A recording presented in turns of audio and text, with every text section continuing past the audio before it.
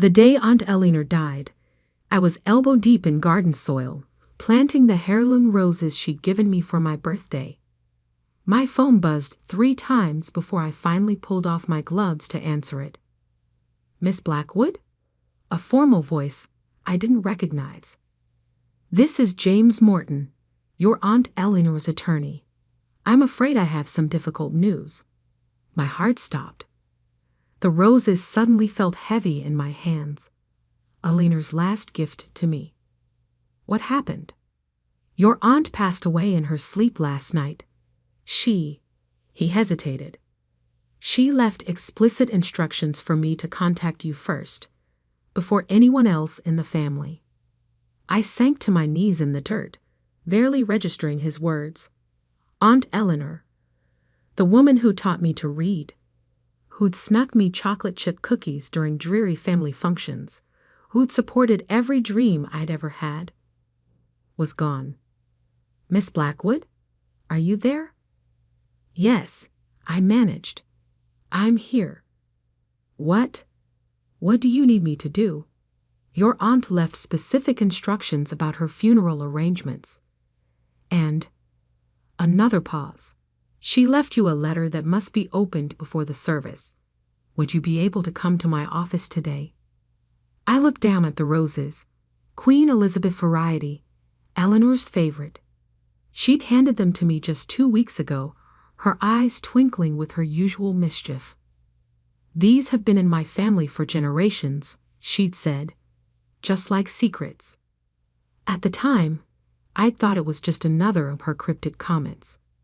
Now, I wasn't so sure. "I'll be there in an hour," I told the lawyer. James Morton's office was exactly what you'd expect from someone who handled old money. All dark wood and leather-bound books, with a view of the city skyline that probably cost more than my yearly salary. He stood as I entered, offering a sympathetic smile. "Miss Blackwood, thank you for coming so quickly. Please, have a seat." I sat in one of the plush leather chairs, trying not to fit it. "Mr. Morton, what's this about? Why did Aunt Eleanor want you to contact me first?" He reached into his desk drawer and pulled out 2 envelopes. One was thick, official-looking, with the law firm's letterhead. The other was smaller, cream-colored, with my name written in Eleanor's elegant handwriting. "Your aunt was an unusual woman," Morton said carefully. "Brilliant in business, but also quite particular about how things should be done. She left very specific instructions about her will and her funeral arrangements." "That sounds like Eleanor," I said softly. He slid the cream envelope across the desk. "She wanted you to read this privately. Then we can discuss the rest." My hands trembled slightly as I picked up the envelope. Eleanor's distinctive perfume, roses and vanilla, still clung to the paper. I opened it carefully, pulling out a single sheet of her personal stationery. "My dearest Olivia, if you're reading this, I've finally run out of time. Don't be sad. I've lived exactly the life I wanted, which is more than most people can say. But I need one last favor from you, my darling niece. At my funeral, you'll need to read a letter. One that will change our family forever. You'll find it in the hidden compartment of my jewelry box, the one I showed you how to open when you were 12. Remember the trick with the rose carving? Some people might call this revenge, but I prefer to think of it as justice. Long delayed, perhaps, but justice nonetheless. The truth is, I've left everything to you. Montgomery Industries, my personal assets, all of it. But there's one condition. You must read that letter at my funeral, with the entire family present. No exceptions. I know this is a lot to ask, especially now. But you've always been the strong one, Olivia. The honest one. That's why it has to be you. All my love, Aunt Eleanor. P.S. Don't let them bury me in anything beige. You know how I feel about beige. I read the letter twice, then looked up at Morton. She left everything to me. He nodded, opening the official envelope. Montgomery Industries, her personal estate, investment portfolios, approximately $89 million in total assets. But as she mentioned, it's conditional on you fulfilling her final request. My head spun. Eleanor had always been generous with me, but this was beyond anything I could have imagined. What about the rest of the family? My father, my cousins? There are some small bequests, but the bulk of the estate is yours, assuming, of course, you agree to her terms. I thought about my father, who'd always resented his younger sister's success. About my cousins, who'd spent years sucking up to Eleanor, hoping to inherit her fortune. About all the family gatherings where Eleanor had sat quietly, watching everyone with those knowing eyes of hers, like she was waiting for something. When is the funeral? I asked. 3 days from now. Your aunt was very specific about the arrangements. The service will be held at St. Michael's Cathedral, followed by a reception at her estate. The entire family is expected to attend. I stood up, clutching Eleanor's letter. Then I should go. I have a jewelry box to find. Morton called after me as I reached the door. Miss Blackwood? One more thing. Your aunt asked me to tell you. She said you'll know what to do with the truth. The drive to Eleanor's estate took 40 minutes, but it felt like hours. My mind raced with questions. What was it in that second letter? What secret was so important that Eleanor would make it a condition of her will? The gates opened automatically as I approached. Eleanor had given me the access code years ago, saying she trusted me more than her security system. The house was exactly as I remembered. A sprawling Victorian mansion set amid perfectly manicured gardens, with Eleanor's beloved roses climbing every available surface. Mrs. Peters, the housekeeper, met me at the door. Her eyes were red from crying. "Oh, Miss Olivia, I'm so glad you're here. She left instructions that you were to have full access to her rooms." "Thank you, Mrs. Peters. I won't be long." Eleanor's bedroom was on the second floor, overlooking her prize, rose garden. Like everything else about my aunt, it was elegant but full of hidden whimsy. Silk curtains in bright patterns, modern art next to family portraits, and everywhere, touches of her beloved roses. The jewelry box sat on her dresser, exactly where it had always been. Beautiful Brazilian rosewood, carved with intricate floral patterns. I ran my fingers along the edge until I found it. The small rose carving that concealed the release for the hidden compartment. "Third petal from the left," I whispered, remembering Eleanor's instructions from all those years ago. There was a soft click, and a panel in the bottom slid open. Inside was another envelope, sealed with wax and marked "to be read at my funeral." My hand shook as I picked it up. It was heavier than I expected, and I could feel what seemed like photographs inside. For a moment, I was tempted to open it right there. But I knew Eleanor. Everything she did had a purpose. If she wanted this revealed at her funeral, in front of the whole family, she must have had her reasons. I slipped the envelope into my bag and took one last look around the room. On the bedside table was a framed photo I'd never seen before. Eleanor as a young woman, standing in front of Montgomery Industries' first office. She was smiling that knowing smile of hers, the one that always made me feel like she could see right through people's pretenses. "What did you know, Aunt Eleanor?" I whispered to the photograph. What secret was worth waiting a lifetime to reveal? The next 3 days passed in a blur of funeral arrangements and family drama. My father called 6 times, alternating between concern about my involvement in the arrangements and barely concealed anxiety about the will. My cousins sent a barrage of text messages, each one more transparently self-interested than the last. Through it all, I kept Eleanor's sealed envelope close. At night, I'd take it out and look at it, wondering what revelations it contained. What truth was so important that Eleanor would stake her entire legacy on its revelation? The morning of the funeral dawned bright and clear. I dressed carefully in a deep blue suit, Eleanor's favorite color, and pinned one of her prized roses to my lapel. The envelope felt heavy in my bag, like it was weighted with more than just paper and photographs. St. Michael's Cathedral was packed by the time I arrived. The Montgomerys were old money, and Eleanor had been a prominent figure in both business and philanthropy. The pews were filled with a mix of family, business associates, and city officials. My father intercepted me as soon as I entered, his face tight with anxiety. "Olivia, we need to talk about the will. Morton won't tell us anything. Says we have to wait until after the service."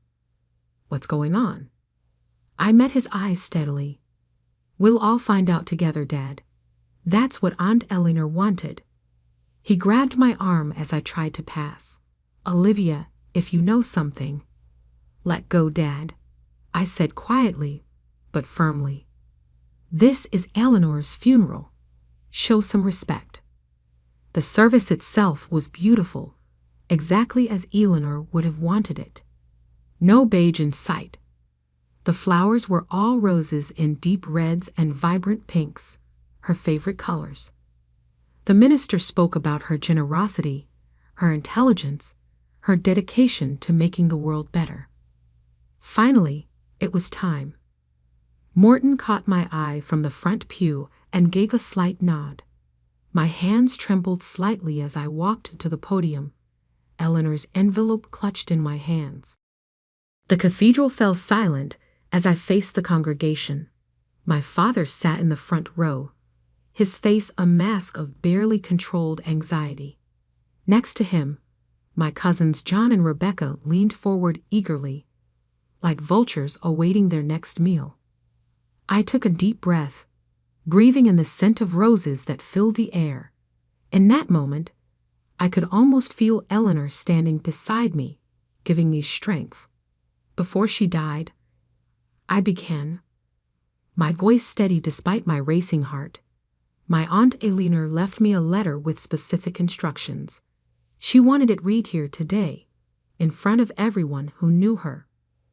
I broke the wax seal slowly, aware of hundreds of eyes watching my every move.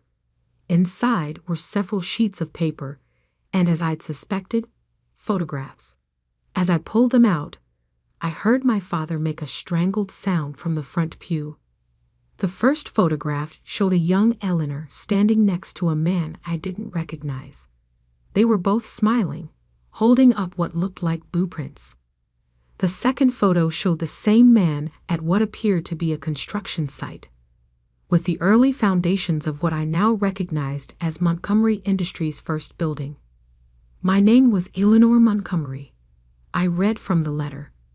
"And this is the truth about how Montgomery Industries began."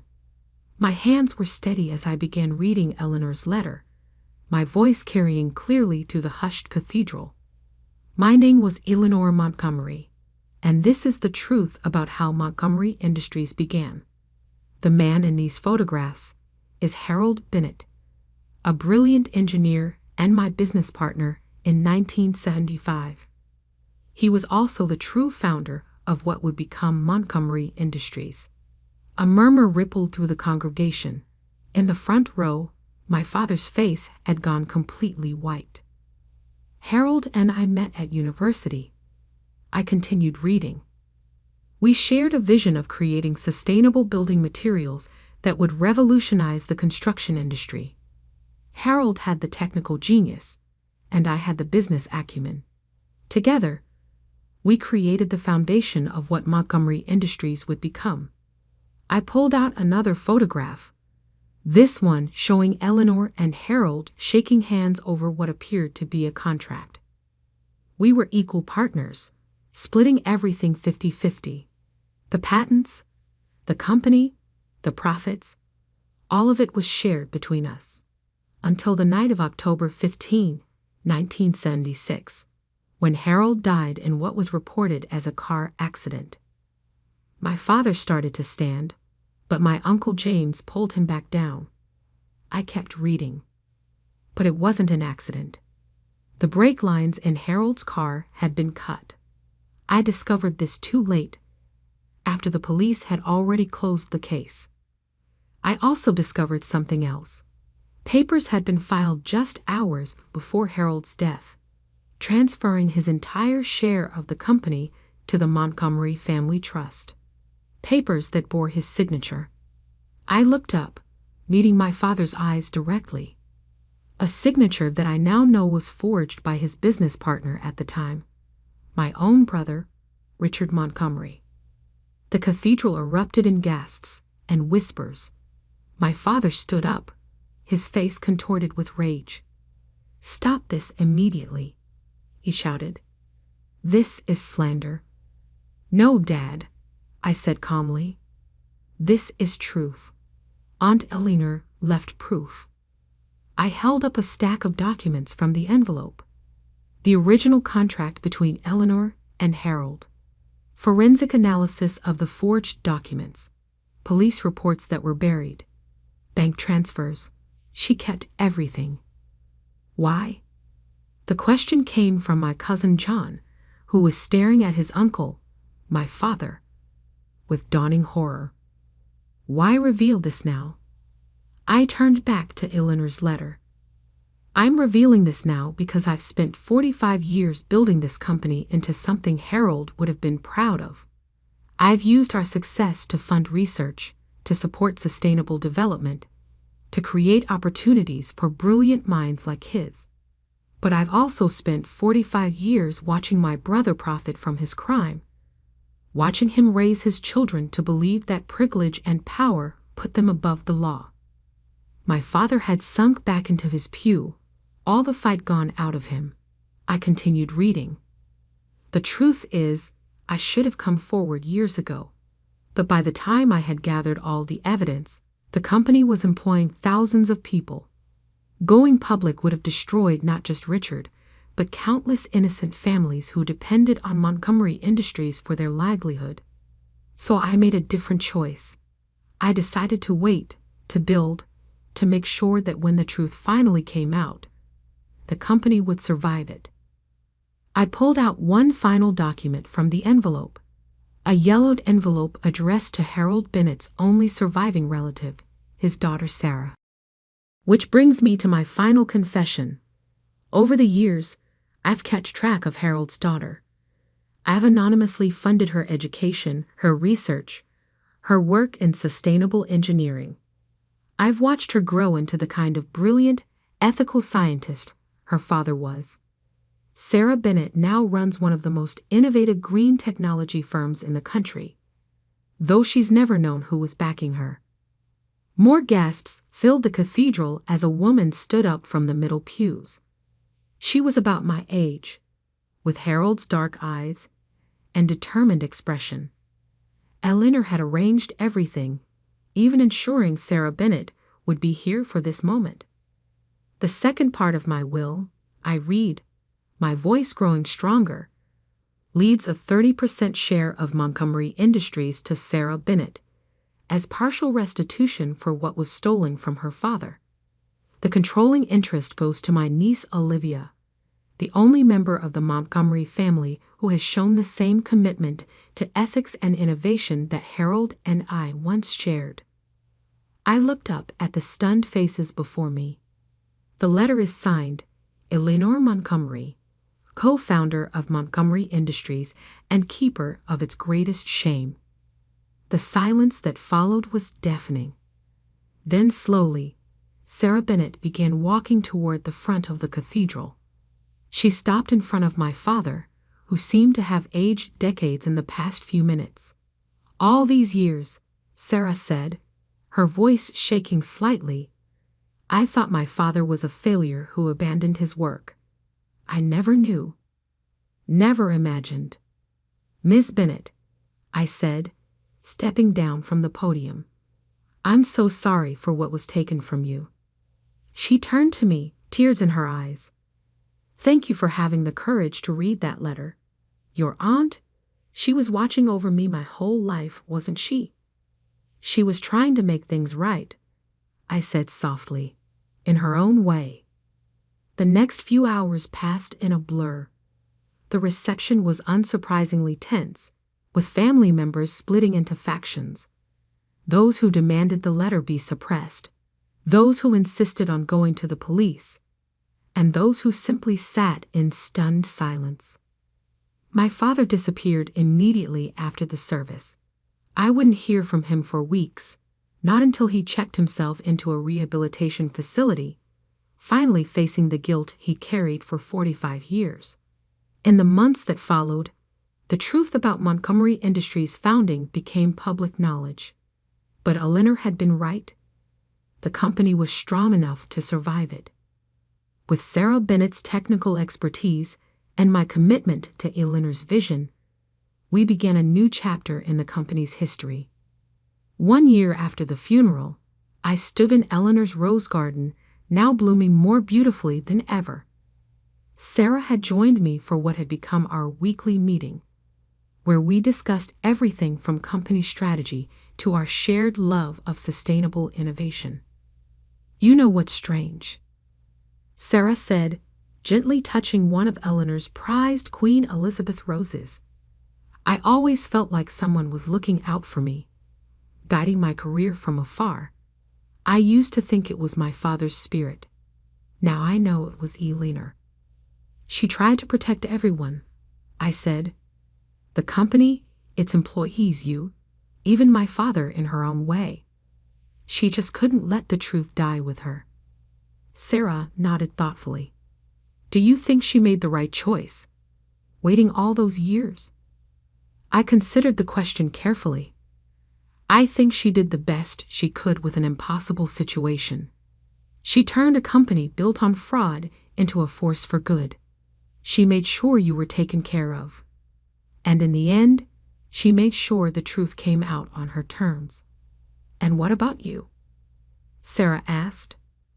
Do you ever regret being the one who had to reveal it all? I looked out over the rose garden, remembering Eleanor's knowing smile, her cryptic comments, her quiet strength. No, I said finally. Eleanor chose me because she knew I could handle it. She knew I'd understand that sometimes doing the right thing means facing uncomfortable truths. She would be proud of what we've built, Sarah said, gesturing toward the Montgomery Industries building visible in the distance.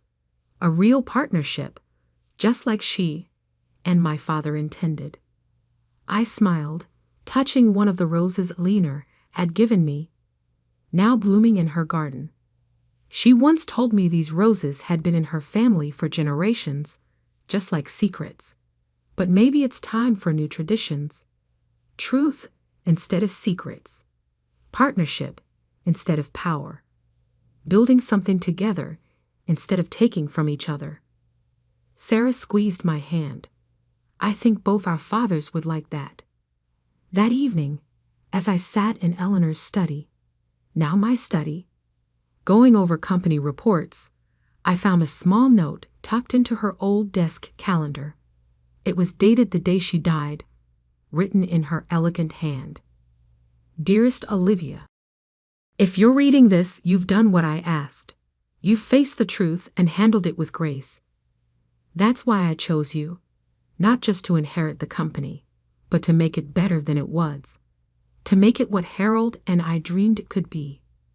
The roses in the garden will bloom again next spring. When they do, remember that beauty can grow from even the darkest soil, if we have the courage to plant it. All my love, Eleanor. I placed the note carefully in my drawer and looked out at the garden, where the setting sun painted the roses in shades of gold. Eleanor had left me more than just a company. She'd left me a chance to right an old wrong, to build something meaningful, to prove that it's never too late for truth to bloom. Tomorrow, there would be meetings and decisions and all the responsibilities that came with running a multi-million-dollar company. But for now, I sat in the quiet of Alina's study, surrounded by the scent of roses, knowing that sometimes the heaviest inheritances aren't measured in money, but in the weight of the truths we choose to carry. And like Eleanor, I would carry this truth with grace, using it not to destroy, but to build, not to punish, but to heal, creating something beautiful from the soil of the past. After all, that's what Eleanor had done. That's what she had trained me to do. And somewhere, I knew, she was watching with that knowing smile of hers, proud that her final secret had finally found its way into the light.